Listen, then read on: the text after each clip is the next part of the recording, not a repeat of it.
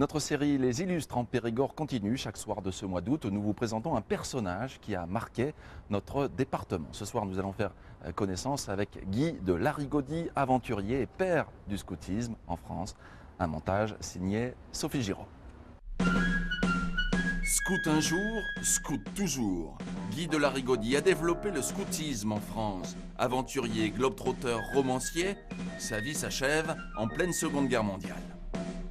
Avec Guy de Larigaudy, on est dans le contexte d'un homme né dans un manoir campagnard près de Ribérac, un garçon de santé fragile et qui est très imprégné par les valeurs de son milieu et en particulier par les valeurs catholiques et qui va très vite s'investir dans le scoutisme.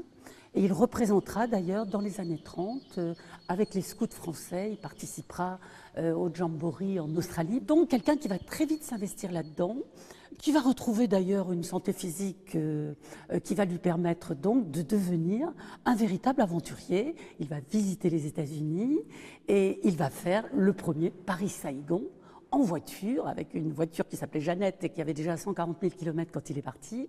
Donc un côté aventurier, et il écrira à partir de là des livres sur ses aventures et il finira de façon assez héroïque en Belgique, donc dans les premières batailles de la Seconde Guerre mondiale. À Saint-Martin de Ribérac, le manoir des Géraud conserve bien des souvenirs de Larigaudy. Une étape obligée pour les scouts du monde entier.